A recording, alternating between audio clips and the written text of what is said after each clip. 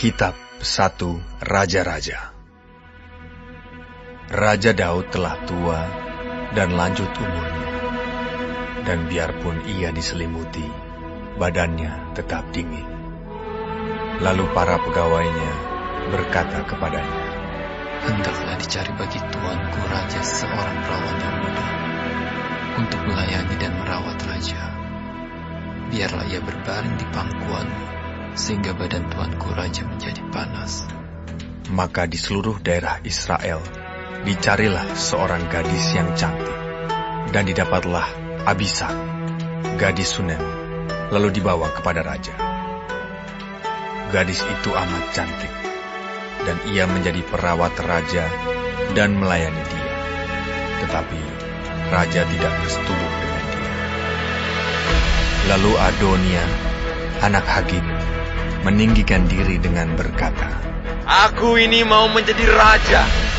Ia melengkapi dirinya dengan kereta-kereta dan orang-orang berkuda, serta 50 orang yang berlari di depannya. Selama hidup Adonia, ayahnya belum pernah menegur dia dengan ucapan, "Mengapa engkau berbuat begitu?" Ia pun sangat elok perawakannya, dan dia adalah anak pertama sesudah Absalom. Maka berundinglah ia dengan Yoab, anak Seruya, dan dengan Imam Abiatar, dan mereka menjadi pengikut dan pembantu Adonia. Tetapi Imam Zadok, dan Benaya bin Yoyada, dan Nabi Nathan, dan Simei dan Rei, dan para pahlawan Daud tidak memihak kepada Adonia. Sesudah itu, Adonia mempersembahkan domba, lembu, dan ternak gemukan sebagai korban dekat batu Zohelet yang ada di samping En-Rogel. Lalu mengundang semua saudaranya, anak-anak raja, dan semua orang Yehuda, pegawai-pegawai raja.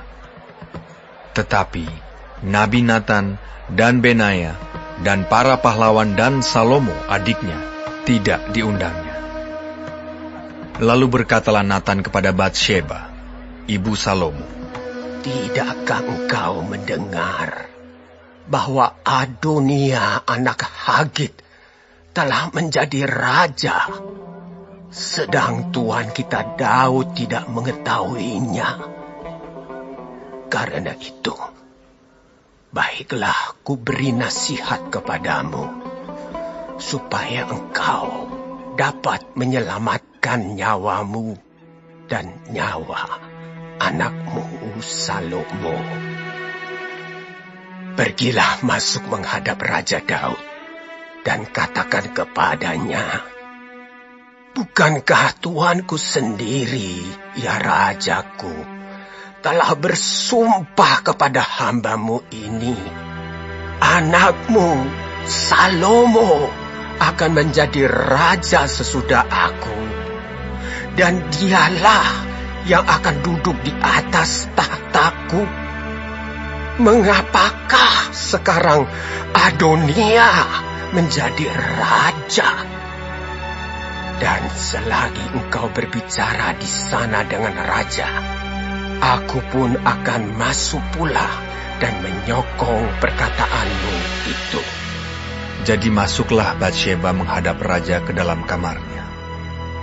Waktu itu, raja sudah sangat tua, dan Abishag, gadis Sunem itu, melayani raja.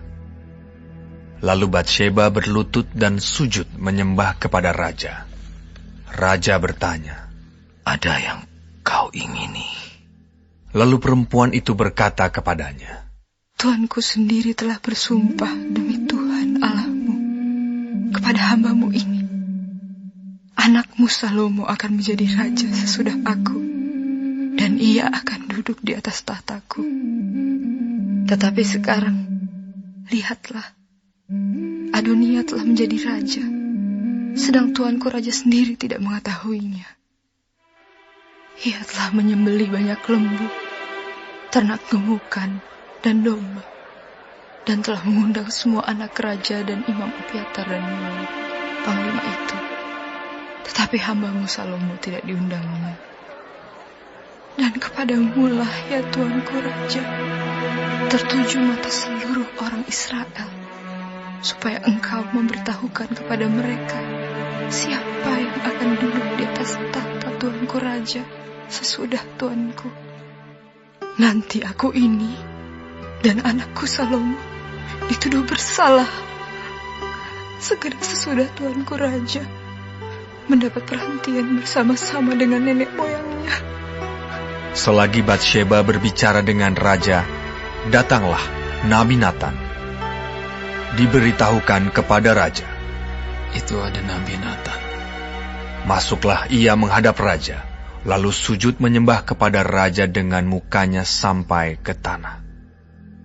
Nathan berkata, "Ya, Tuanku Raja, Tuanku sendirilah rupa-rupanya yang telah berkata, Adonia akan menjadi raja sesudah aku, dan ia akan duduk di atas tahtaku. Sebab pada hari ini, ia telah menyembelih banyak lembu, ternak gemukan dan domba. Ia mengundang semua anak raja, para panglima dan imam Abiatar. Dan sesungguhnya mereka sedang makan minum di depannya sambil berseru, Hidup Raja Adonia! Tetapi hambamu ini dan Imam Zadok dan Benaya bin Yoyada dan hambamu Salomo tidak diundangnya. Jika hal ini terjadi dari pihak Tuanku Raja, maka engkau tidak memberitahu hamba-hambamu ini siapa yang akan duduk di atas tahta Tuanku Raja sesudah Tuanku. Lalu Raja Daud menjawab, katanya, Panggillah Batsheba. Perempuan itu masuk menghadap raja dan berdiri di depannya. Lalu raja bersumpah dan berkata, Demi Tuhan yang hidup, yang telah membebaskan nyawaku dari segala kesesakan, pada hari ini aku akan melaksanakan apa yang kujanjikan kepadamu. Demi Tuhan Allah Israel, dengan sumpah ini, anakmu Salomo akan menjadi raja sesudah aku, dan dialah yang akan duduk di atas tahtaku, menggantikan aku.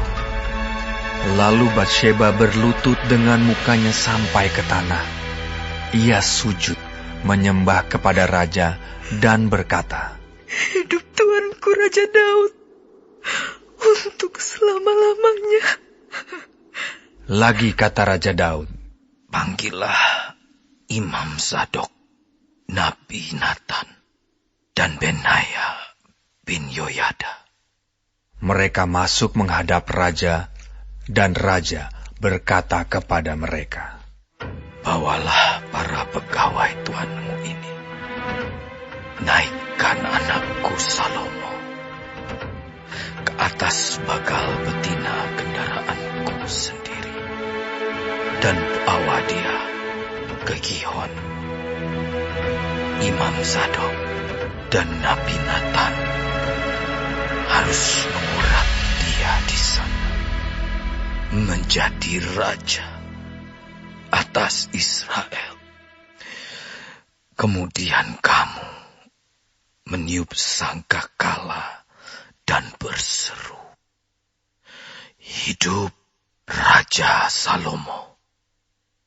Sesudah itu kamu berjalan pulang dengan mengiring dia. Lalu ia akan masuk dan duduk di atas tahtaku, sebab dialah yang harus naik tahta menggantikan aku dialah yang kutunjuk menjadi raja atas Israel dan Yehuda. Lalu Benaya bin Yoyada menjawab raja, Amin. Demikianlah kiranya firman Tuhan, Allah Tuanku Raja. Seperti Tuhan menyertai Tuanku Raja, demikianlah kiranya ia menyertai Salomo. Semoga ia membuat tahta Salomo lebih agung dari tahta Tuanku Raja Daud. Lalu pergilah Imam Zadok, Nabi Natan, dan Benaya bin Yoyada dengan orang Kreti dan orang Pleti. Mereka menaikkan Salomo ke atas bagal betina Raja Daud dan membawanya ke Gihon. Imam Zadok telah membawa tabung tanduk berisi minyak dari dalam kemah, lalu diurapinya Salomo. Kemudian sangkakala ditiup dan seluruh rakyat berseru. Sesudah itu, seluruh rakyat berjalan di belakangnya sambil membunyikan suling dan sambil bersukaria ramai-ramai, sampai seakan-akan bumi terbelah oleh suara mereka. Hal itu kedengaran kepada Adonia dan kepada semua undangan yang bersama-sama dengan dia ketika mereka baru habis makan. Ketika Yoab mendengar bunyi sangkakala itu, ia berkata, Apakah sebabnya kota begitu ribut? Selagi ia berbicara, datanglah Yonatan anak Imam Abiatar. Lalu Adonia berkata, Masuklah, sebab engkau seorang kesatria, dan tentulah engkau membawa kabar baik. Tetapi Yonatan menjawab Adonia, Tidak, Tuan kita Raja Daud telah mengangkat Salomo menjadi raja.